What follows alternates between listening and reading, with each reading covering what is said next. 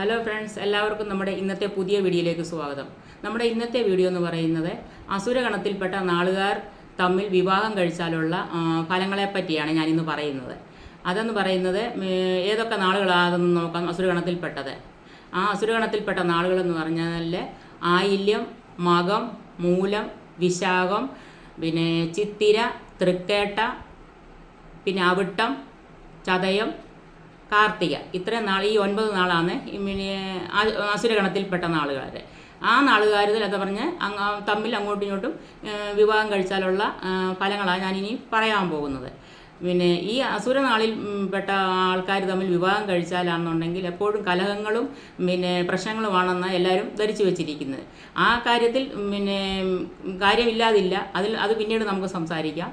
അതിനെക്കുറിച്ചുള്ള കാര്യമാണ് ഞാനിനി പറയാൻ പോകുന്നത്. പ്രത്യേകിച്ച് എടുത്തു പറയേണ്ട ഒരു കാര്യമെന്ന് പറഞ്ഞു കഴിഞ്ഞാൽ, ഈ അസുരഗണത്തിൽപ്പെട്ട നക്ഷത്രങ്ങൾ തമ്മിൽ നല്ല ഗണപ്പൊരുത്തമുണ്ട്. ഉത്തമമായ ഗണപ്പൊരുത്തമാണ് ഇവർക്ക്. അതുപോലെ തന്നെ ഇവർ ഒരേ ഗണത്തിൽപ്പെട്ട ആൾക്കാരായതുകൊണ്ട് ഗുണങ്ങളേറെയാണ്. പിന്നെ ഒരേ ഗണത്തിൽ വന്നു കഴിഞ്ഞാൽ ഗുണം 10 എന്നല്ലയോ പറയുന്നത്. ഇവരുടെ നല്ല വശങ്ങൾ നമുക്ക് നോക്കാം. പിന്നെ ഏത് പ്രതിസന്ധി ഘട്ടത്തിലും താങ്ങായും തണലായും മാറാൻ ഇവർക്ക് സാധിക്കും. അതുപോലെ തന്നെ അഗാധമായി സ്നേഹിക്കുന്ന ദമ്പതികളുമായിരിക്കും ഇവർ. നല്ല ഒത്തൊരുമയോടുകൂടി ജീവിതം മുന്നോട്ട് കൊണ്ടുപോകാൻ ഇവർക്ക് സാധിക്കും. പക്ഷേ ഇതിനിടയ്ക്ക് വേറൊരു സംഭവമുണ്ട്. ആർക്കും അസൂയ നിറഞ്ഞ ഒരു ജീവിതമായിരിക്കും ഇവരുടേത്. അതുപോലെ തന്നെ പരസ്പരം ആത്മാർത്ഥമായിട്ടുള്ള ഒരു ആത്മബന്ധം ഇവർക്ക് ഉണ്ടായിരിക്കും. പരസ്പരം കാണാതിരിക്കാൻ പറ്റാത്ത പോലുള്ള ഒരു ആത്മബന്ധം ഇവർക്കുണ്ടായിരിക്കും. അതുപോലെ തന്നെ ഏത് അതികഠിനമായ പ്രശ്നങ്ങളിലൂടെ അവരെ പ്രയത്നത്തിൽ കൂടെ അവർ മുന്നോട്ട് ജീവിക്കാനുള്ള നല്ല കഴിവ് ഇവർക്കുണ്ട്. ഇവർക്കിടയിൽ എപ്പോഴും അഭിപ്രായ ഭിന്നതകളും കലഹങ്ങളും പതിവാണ്.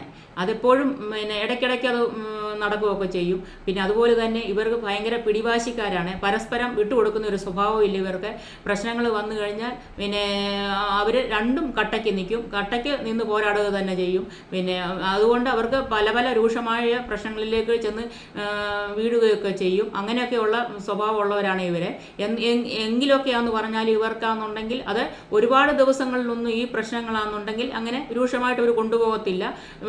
പിന്നെ പെട്ടെന്ന് തന്നെ അവർ ഇണങ്ങുകയും ചെയ്യും. ഇത് കണ്ടു നിൽക്കുന്ന ആൾക്കാർ വിചാരിക്കും പിന്നെ ഭയങ്കര പ്രശ്നമായിരുന്നല്ലോ, പിന്നെ ഇപ്പോൾ താണ്ട് അവർ ഭയങ്കര ചിരിച്ച് കളിച്ച് ഇരിക്കുന്നല്ലോ എന്നുള്ളത്.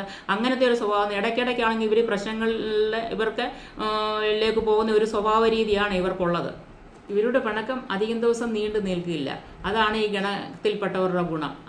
പരസ്പരം പിന്നെ അവർക്ക് മിണ്ടാതിരിക്കാൻ പറ്റാത്തത് കൊണ്ട് അവർ പെട്ടെന്ന് തന്നെ അങ്ങ് മിണ്ടി സഹകരിച്ച് പോകുന്ന ആൾക്കാരാണ്. പരസ്പരം ഇവർക്ക് തോറ്റു കൊടുക്കാനും മടിയ. എന്നാലും ഇവർക്കാണെന്നുണ്ടെങ്കിൽ അധിക ദിവസം ഞാൻ പറഞ്ഞല്ലോ മിണ്ടാതിരിക്കാനുള്ള ബുദ്ധിമുട്ട് കാരണം അവർ എല്ലാം സഹിച്ചും ക്ഷമിച്ചും രണ്ടുപേരും ഒന്നായി പോകുന്നതായിട്ടാണ് കാണപ്പെടുന്നത്. എല്ലാ പ്രയാസങ്ങളെയും മറികടന്ന് പുരോഗതി നേടാൻ കഴിവുള്ള ഗണക്കാരാണ് ഇതിൽപ്പെട്ടവരെ. അതുപോലെ തന്നെ ഏത് കഷ്ടപ്പാട് നിറഞ്ഞ ജീവിതമാണെങ്കിലും അതിനെയൊക്കെ തരണം ചെയ്ത് ജീവിതം മുന്നോട്ട് കൊണ്ടുപോകാനായിട്ടുള്ള നല്ല കഴിവുള്ള വ്യക്തികളാണ് ഇവരെ. സ്ഥിരമായ ഉയർച്ചയോ താഴ്ചയോ ഈ അസുരഗണത്തിൽ ജനിച്ച കുടുംബജീവിതം നയിക്കുന്നവർക്കുണ്ടാകാറില്ല. പിന്നെ ഒരേ മനസ്സോടുകൂടി ഒന്നിച്ച് പ്രവർത്തിക്കുകയാണെന്നുണ്ടെങ്കിൽ ഏത് ലക്ഷ്യസ്ഥാനത്തിൽ ഇവർക്ക് എത്തിച്ചേരാൻ സാധിക്കും. ഏറ്റവും കൂടുതൽ അഭിപ്രായ ഭിന്നതകൾ കൂടുതലാണ് ഈ നക്ഷത്രങ്ങൾ തമ്മിൽ ചേരുമ്പോൾ. നമ്മളിലുള്ള ഈ അഭിപ്രായ ഭിന്നതകളൊക്കെ മാറ്റിവെച്ച് പിന്നെ കുടുംബത്തിലാണെന്നുണ്ടെങ്കിൽ നമ്മൾ ഒരു വിട്ടുവീഴ്ച മനോഭാവത്തിൽ പോവുകയാണെന്നുണ്ടെങ്കിൽ നല്ല കുടുംബജീവിതം നമുക്ക് നയിക്കാൻ പറ്റും.